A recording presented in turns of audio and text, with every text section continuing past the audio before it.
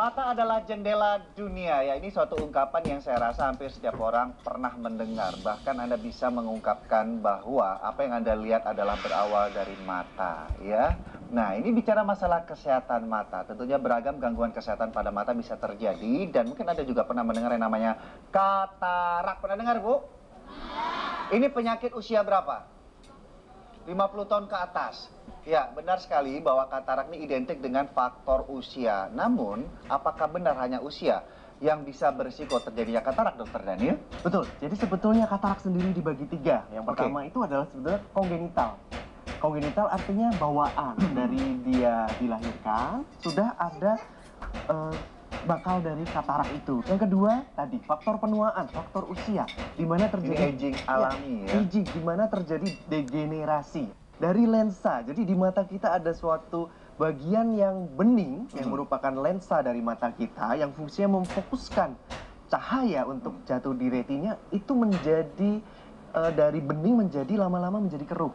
Terjadilah proses penuaan dan akhirnya semakin keruh dan akhirnya terjadilah katarak itu. Ada faktor environmental atau lingkungan, di mana faktor lingkungan itu sangat berpengaruh juga dalam hal dia dapat membuat seseorang lebih cepat terkena katarak atau lebih cenderung mengalami katarak pada usia yang lebih muda. Contohnya paparan tadi sinar matahari, lalu radikal bebas, lalu zat-zat yang kita makan, misalkan yang terlalu makanan berlemak atau terlalu manis, juga penyakit tertentu, misalkan diabetes, hipertensi, itu ternyata membuat lensa kita menjadi lebih keruh. Karena bagaimanapun yang namanya katarak ini atau mata kan ada pembuluh darah. Beberapa penyakit berkaitan dengan faktor pembekuan darah, kemudian kekentalan darah, kemudian persumbatan pembuluh darah juga akan berpengaruh pada kesehatan mata. Nah, saya yakin masyarakat kita belum familiar juga ya, walaupun kata-kata katarak ini sudah sering dengar, tapi sebenarnya letaknya di mana? Letaknya di mana? Nah, kita ada peragaannya. Jadi ini adalah gambaran dari katarak yang menyerupai dari kamera ini, Dok. Ya, itu mereka ada yang namanya lensa. Bicara masalah lensa, Dok, kita punya peragaan di sini yang memperagakan lensa di mata kita itu seperti lensa kamera yang biasa kita gunakan. Di sini saya punya kamera yang berfungsi dengan baik, artinya dia jernih. Dia dapat memfoto tadi mobil klasik ini dengan sangat jelas. Kecil, ini saya peragakan, Dok. Ini berarti untuk fungsi mata yang normal dulu. Mata normal ya, pada saat masih clear, masih jelas itu, kita bisa melihat seperti ini.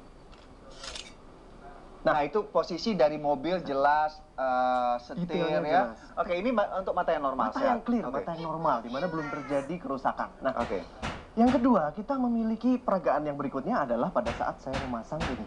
Ini memperagakan bahwa lensa yang mengalami degenerasi dengan usia ditambah tadi ya faktor lingkungan, paparan radikal bebas, stres oksidatif, dan juga berbagai macam proses yang menyebabkan degenerasi dari lensa itu. Lensanya menjadi keruh, sulit untuk seseorang itu dapat melihat dengan jelas, Dokter. Nah, ini saya peragakan. Siap. Yang kedua ini memperlihatkan mengalami katarak seperti ini.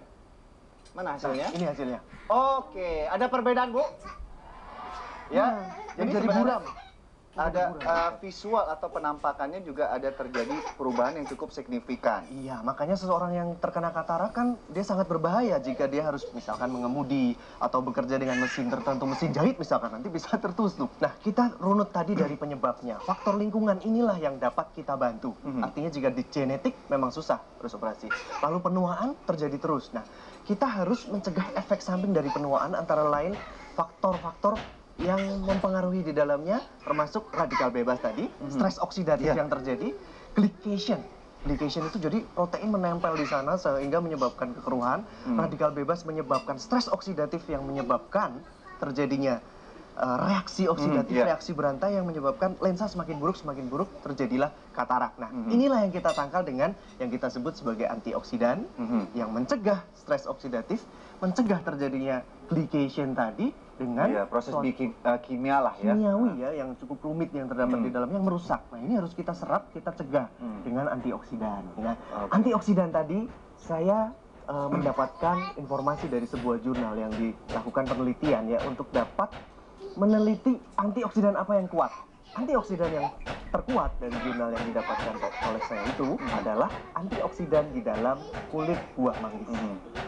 Antioksidan di dalam kulit buah manggis ini ternyata mengandung zat yang kuat ya, yang termasuk dalam kategori antioksidan yang dapat menyerap radikal bebas menyerap stres oksidatif di dalam proses yang terjadi dalam penuaan, di dalam yang menyebabkan katarak tadi.